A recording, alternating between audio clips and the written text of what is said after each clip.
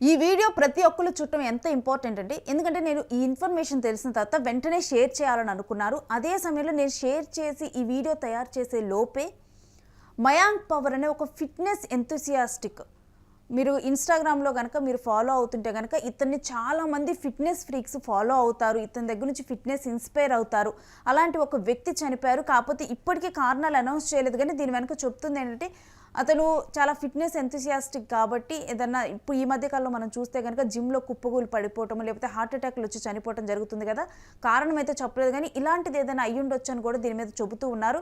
కానీ ఏది ఏమైనప్పటికీ కూడా ఈ మధ్య కాలంలో మనం చూస్తే గుండెపోటు వచ్చి కుప్పగూలిపోతున్నారు. చిన్నవాళ్ళు లేదు, పెద్దవాళ్ళు లేదు, ప్రతి ఒక్కళ్ళు. కానీ దీనికి ఒకటే కారణం అని అస్సలు మనం చెప్పలేము. ఎందుకంటే దీనికి కోవిడ్ వ్యాక్సిన్ కారణం అని కొంతమంది అంటున్నారు. కోవిడ్ తర్వాత ఈ మరణాలు పెరిగాయని అంటున్నారు. మరికొన్ని చూస్తే కనుక రోజు నాన్ వెజ్ తినేవాళ్ళు ఈ మరణాలు ఎక్కువ అవుతున్నాయి అంటున్నారు. కొలెస్ట్రాల్ పెరిగిపోవటం వల్ల గుండెపోటు వస్తుంది అంటున్నారు. ఆయిల్స్ తినటం వల్ల అంటున్నారు. కానీ ఒక్కటి గుర్తుంచుకోండి, ఏ ప్రాబ్లంకి కూడా ఒక్కటే కారణం అవ్వదు. ప్రతి ఒక్కరిలో కూడా different kind of health conditions ఉంటాయి. వీటన్నిటి వల్ల వస్తాయి. ముందల నేను చెప్పేది ఏంటంటే ఈ వీడియోని మీరు లైక్ చేసి షేర్ చేయండి. దాని ద్వారా ఎక్కువ మందికి చేరడానికి హెల్ప్ అవుతుంది. ఎందుకంటే ఈ ఇన్ఫర్మేషన్ ప్రతి ఒక్కళ్ళు తెలుసుకోవాల్సింది. ముందుగా డాక్టర్ చెప్పిన దాని ప్రకారం డాక్టర్ ప్రభాకర్ రెడ్డి ఈయన గుండెపోటు గల కొన్ని విషయాల్ని షేర్ చేసుకోవడం జరిగింది. అకస్మాత్తుగా అసలు గుండెపోటు ఎందుకు వచ్చి కుప్పగూలిపోతున్నారు అనే దానికి ఈయన కొన్ని కారణాలను గుర్తించారు. అయితే నేను చివరిలో చెప్తాను అంటే ఇలా గుండెపోటు వచ్చినప్పుడు అసలు ఏం చేయాలి, మీ దగ్గర డెఫినెట్గా కూడా కొన్ని ట్యాబ్లెట్స్ని మీరు క్యారీ చేయాలి. అవి చెప్తాను. ఎప్పుడు కూడా మీరు జిమ్కి వెళ్తున్నా, బయటికి వెళ్తున్నా, వాకింగ్కి వెళ్తున్నా, అసలు ఎక్కడ ఉన్నా కానీ ఎప్పుడు మీ పాకెట్లో మాత్రం మీ ట్యాబ్లెట్స్ ఉంచుకోండి. ఇవి మీకైనా మీ పక్కనున్న వాళ్ళకైనా హెల్ప్ అవ్వచ్చు.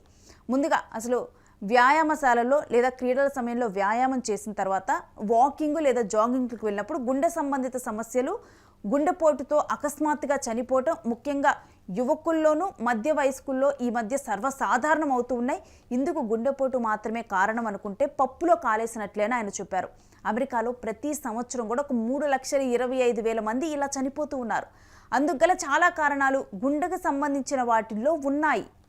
వీటిలో గుర్తించబడినవి ఏంటంటే కొరోనరీ ఆర్టరీ జబ్బులు, గుండె రక్తనాళాలలో కొవ్వు పేరుకొని పోవటం, హెచ్సిఎం హైపర్ట్రోఫిక్ కార్డియోమయోపతి, ఇక అసమాన సెప్టల్ హైపర్ట్రోఫీ, నాలుగోది ఏంటంటే ఎంవిపి మెట్రల్ వాల్యూ ప్రొలాప్సు, అన్రిథమిక్ ధోరణి, క్యూటీసీ పొడిగించే డ్రగ్స్ను ఉపయోగించటం, సొంత వైద్యంతో వాడేటువంటి మందులు సప్లిమెంట్లు, తీవ్రమైన వ్యాయామం తర్వాత నిర్జలీకరణ స్థితి అనగా డీహైడ్రేషన్ దీనికి బాధ్యత అవుతుంది. ఇక చాలా మరణాలు అన్రిథమిక్ విఎఫ్, వెంట్రిక్యులర్ ఫిబ్రిలేషన్, వీటి వెంట్రిక్యులర్ టాకికార్డియా వలన వస్తాయని చెప్పారు. కాకపోతే కొన్ని ఏసిఎస్ అక్యూట్ కరోనరీ సిండ్రోమ్స్ అనగా గుండె రక్తనాళాల్లో కొవ్వు చేరుకుపోవటం వల్ల వచ్చే కొరోనరీ స్పాజం కావచ్చు, కొందరిలో అంజైనా నొప్పి కావచ్చు. ఈ పరీక్షలకు సమయం ఇవ్వచ్చు, లేకపోతే ఇవ్వకపోవచ్చు. ఈ విధంగా కూడా వస్తూ ఉన్నాయి. సరే, ఇవన్నీ కూడా కొంతమందికి అర్థం అవ్వచ్చు, కొంతమందికి అర్థం కాకపోవచ్చు. కానీ ఏం చేయాలి ఏంటి అనేది మాత్రం ఇక్కడ క్లియర్గా ఆయన చెప్పారు. ఎక్కువ వ్యాయామం, జిమ్ ప్రోగ్రామ్కి వెళ్ళేందుకు నిర్ణయం తీసుకుంటే కనుక డెఫినెట్గా ముందు మీరు సరైన కార్డియాక్ చెకప్ పొందాల్సిందే. లేకపోతే కనుక మీరు లేదు నేను ఈరోజు ఇన్స్పైర్ అయిపోయా, బయటికి వెళ్ళిపోయి వర్కౌట్ ఫుల్గా చేసేసి ఒక్క రోజులో తగ్గిపోవాలి, ఒక నెలలో తగ్గిపోవాలి, రోజుకు 2-3 గంటలు చేస్తా అంటే కనుక అప్పటికి మీ ఆరోగ్య స్థితి ఎలా ఉందో మీకు తెలియదు. మీరు చక్కగా చూడటానికి దృఢంగా కనిపించవచ్చు, కానీ లోపల ఎలా ఉందో తెలియదు. మీరు కనుక కొత్తగా జిమ్ చేయాలనుకున్నా, ఏం చేయాలనుకున్నా, హెవీ వర్కౌట్ పెంచాలనుకున్నా కానీ ఒకసారి వెళ్ళి మీ హార్ట్ కండిషన్ని చెక్ చేయించుకోండి. ఇక ఈ పరీక్షలు మీకు రిస్క్ తెలుసుకోవడానికి ఉపయోగపడతాయి. 40 సంవత్సరాలు దాటిన వాళ్ళు చేయించుకోవాల్సిన పరీక్షలు ఏంటో పేర్కొన్నారు. ఈసీజీ ఒకటి, 40 సంవత్సరాలు దాటిన వాళ్ళు మీరు వర్కౌట్స్ చేస్తున్నా చేయకపోయినా ఏం చేసినా కానీ ఇది చేయించుకోండి. ఇక ఎకోకార్డియాయిజం, ట్రెడ్మిల్ టెస్ట్ లేదా స్ట్రెస్ టెస్ట్ ఇవన్నీ కూడా చేయించుకోవాలి. అధిక ప్రమాదం ఉన్న వారిని పరిరక్షించడానికి ఇవి గుర్తించడానికి సరిపోతాయి. ఇక కొరోనరీ ఆర్టరీలో కొవ్వు చేరుకోవటం అంటే కొలెస్ట్రాల్ చేరుకోవటం, ఇది మనం కనుక చూస్తే మనం రెగ్యులర్గా వినే పదం. ఏదైనా తినాలంటే కనుక కొలెస్ట్రాల్ పేరుకుపోతుందనే మనకి భయం వేస్తూ ఉంటుంది. ఇక వీటి వల్ల కూడా సడన్గా కూడా వస్తాయి, బ్లాక్లు వస్తాయి. కానీ కొరోనరీ ఆర్టరీలో కొవ్వు చేరుకోవటం అంటే కొలెస్ట్రాల్ చేరుకోవటం వలన సడన్గా బ్లాక్లు ఏర్పడతాయి. కొన్ని అయితే వంశపార్యపరంగా కూడా వస్తూ ఉంటాయి. ఈ వంశపార్యపరంగా వచ్చే వాటిని ఫెమిలియర్ హైపర్ కొలెస్ట్రేలిమియా అంటారు. కొందరు హోమోసిస్టిక్ పెరిగిన వారిలో కూడా 20 ఏళ్ల నుంచి హార్ట్ అటాక్లు వస్తూ ఉంటాయి. అయితే ఈ కొలెస్ట్రాల్ బ్లాక్ రప్చర్ అయితే దాని నుంచి ప్లేట్లెట్స్ చేరుకొని క్లాటింగ్ ప్రాసెస్ మొదలవుతుందంట. ఇక ఆ బ్లాక్ పూడక ముందలే దాని మీద సడన్గా ప్లేట్లెట్స్ చేరుకొని క్లాటింగ్ ప్రాసెస్ మొదలైతే ఓ అరగంటలోనే బ్లాక్ అయ్యి హార్ట్ అటాక్ వస్తుందంట. ఎంత ప్రమాదకరంగా ఉందంటే ఇక మనం ఆ క్లాటింగ్ను అడ్డుకోవాలంటే ఆస్పిరిన్ 375 mg 2 ట్యాబ్లెట్లు లేదా ఎకోస్పిరిన్ 75 mg 4 ట్యాబ్లెట్లు నమలాలంటూ కూడా చెబుతూ ఉన్నారు. నోటి నుంచే లాలాజలం ద్వారా ఇది అబ్జర్వ్ అవుతుందంట, అందుకే నోట్లో నవలాలని చెబుతున్నారు. ఇది క్లాటింగ్ని ఆపి ప్రాసెస్ను కొంతసేపు ఆపుతుంది. అందుకని హార్ట్ అటాక్ వస్తే కనుక ఈ ట్యాబ్లెట్స్ మీరు డెఫినెట్గా జోబులో పెట్టుకోండి, మీ పాకెట్లో ఉంచుకోండి, మీ బ్యాగ్లో ఉంచుకోండి, మీరు ఎక్కడికి వెళ్ళినా కానీ మీతో పాటు ఉంచుకోండి ఎప్పుడైనా. ఎందుకంటే మనం బయటికి కనిపించినంత కూడా లోపల ఉండదు కాబట్టి ఇవి ఉంటే మీకు ఆ సిమ్టమ్ కానీ అనిపిస్తే, మీ చుట్టూ ఉన్న వాళ్ళకి ఆ సిమ్టమ్ అనిపిస్తే ఫస్ట్ అయితే ఈ ట్యాబ్లెట్లు వేసేయండి.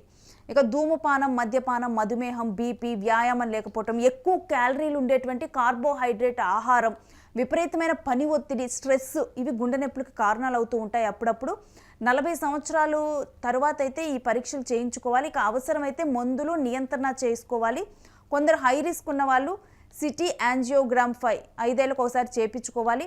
ఇక రక్తనాళాల బ్లాక్తో పాటు కాల్షియం స్కోర్ కూడా దానివల్ల తెలుస్తుంది. ఇంకా లిపిడ్ ప్రొఫైలు, బీపీ, షుగర్ సంవత్సరానికి ఒకసారైనా 35 ఏళ్ల తర్వాత ఈ టెస్టులు చేయించుకోవాలి. ట్రైగ్లిజరైడ్స్ పెరిగితే ఫినోఫైబ్రేట్ ట్యాబ్లెట్, కొలెస్ట్రాల్ పెరిగితే కనుక అటారాఓస్టాటిన్ వేసుకోమని చెప్తున్నారు. ఇక ఈ రెండు పెరిగితే కనుక వీటి కాంబినేషన్లో ఎటాకార్ ప్లస్ ఎఫ్ వేసుకోమని చెప్తున్నారు. దీంతో పాటు ఎకోస్పిరిన్ 75 mg వాడాలి. సిన్కోప్ యొక్క చరిత్ర కలిగిన అభ్యర్థులు అంటే మూర్ఛ రోగం ఉన్న వాళ్ళు, కళ్ళు తిరిగినప్పుడు మూర్ఛపోయే వాళ్ళు వీళ్ళు ఉంటారు కదా, అలాంటి హిస్టరీ కనుక ఉంటే, ఆకస్మిక మరణం అనేది కుటుంబ చరిత్రలో కనుక ఉంటే కనుక డెఫినెట్గా వీళ్ళు ఎప్పుడూ జాగ్రత్తగా ఉండాలి. వీళ్ళు కూడా ఎప్పుడు కూడా ఆస్పిరిన్ ట్యాబ్లెట్స్ క్యారీ చేస్తూ ఉండాలి. గుండె నొప్పి వస్తే 2 ఆస్పిరిన్ ట్యాబ్లెట్స్ నమిలి మింగించాలి వీళ్ళతో. ఒకవేళ వాళ్ళు నమలలేని స్థితిలో ఉంటే కనుక అవి దంచి నీళ్ళల్లో కలిపి తాగించి ఆసుపత్రికి తీసుకొని వెళ్ళాలి. ఇది ఒక మాట మనం కనుక చెప్పుకుంటే, గుండెపోటు వచ్చిన వెంటనే హాస్పిటల్కి వెళ్ళినా కానీ కొంత సమయం అనేది పడుతుంది. ఈ ట్యాబ్లెట్లు కనుక ఇది ఒక ప్రాథమిక చికిత్సలాగా మీరు చూడాలి. ఇంట్లో ఎప్పుడు వీటిని ఉంచుకోండి. ఒకవేళ కనుక ఎవరికైనా కానీ అలాంటి సిమ్టమ్ అనిపిస్తే ముందు ఆ ట్యాబ్లెట్లు 2 నోట్లో వేసేయండి, ఆ తర్వాతే హాస్పిటల్కి తీసుకొని వెళ్ళండి. లేకుంటే మీరు ఆలస్యం చేసి ట్యాబ్లెట్లు తీసుకొని వెళ్ళి అర్ధగంట దాటిన తర్వాత మీరు అక్కడికి వెళ్ళినా కానీ, ఎంత పెద్ద హాస్పిటల్కి వెళ్ళినా కానీ ఆ డాక్టర్స్ ప్రాణాలు కాపాడలేరు. మీరు ప్రాథమిక చికిత్సగా దీన్ని చేసే తీసుకొని వెళ్ళాలి. ఇక 2 ఆస్పిరిన్ 375 mg మాత్రలే మీ ప్రాణాలు కాపాడుతాయని గుర్తుంచుకోండి. మీకున్నటువంటి కోట్ల డబ్బు కానీ, పదవులు, అధికారాలు, పాపులారిటీ, కార్పొరేట్ ఆసుపత్రులు ఏవి కాదు, ఈ 2 ట్యాబ్లెట్లే మీ ప్రాణాలను కాపాడుతాయన్న విషయాన్ని గుర్తుంచుకోవాలని చెబుతున్నారు. మనుషుల్ని బ్రతికించాలంటే తప్పకుండా 2 ఆస్పిరిన్ గోళీలు, సిపిఆర్ చేయాలి. ఇక కారులో ఆసుపత్రికి తీసుకొని వెళ్తే బతకరు, సిపిఆర్ చేస్తూ 108ని పిలవాలి. వారు డిఫిబ్రిలేట్ చేస్తూ సిపిఆర్ కొనసాగిస్తూ ఆసుపత్రికి తీసుకొని వెళ్ళాలి. 2 ఆస్పిరిన్ 375 mg ట్యాబ్లెట్లు దగ్గర పెట్టుకోండి అంటూ కూడా డాక్టర్ ప్రభాకర్ రెడ్డి చెప్తూ ఉన్నారు. డెఫినెట్గా కూడా డాక్టర్ ప్రభాకర్ రెడ్డి గారు చెప్పినటువంటి మాటలు మీరు కూడా ఆస్పిరిన్ ట్యాబ్లెట్స్ ఎప్పుడు మీతో పాటు క్యారీ చేయండి. ఎవరికైనా కానీ గుండెపోటు వస్తే వెంటనే కూడా 2 ఆస్పిరిన్ ట్యాబ్లెట్స్ వాళ్ళతో నమిలించండి, లేకపోతే నీళ్ళల్లో కరిగించి వాళ్ళతో తాగించండి. ఆ తర్వాత సిపిఆర్ చేస్తూ తీసుకొని వెళ్ళండి. మీ కారులో కన్నా కానీ అంబులెన్స్లో తీసుకొని వెళ్ళటం చాలా మంచిది అని కూడా ఆయన సూచిస్తూ ఉన్నారు.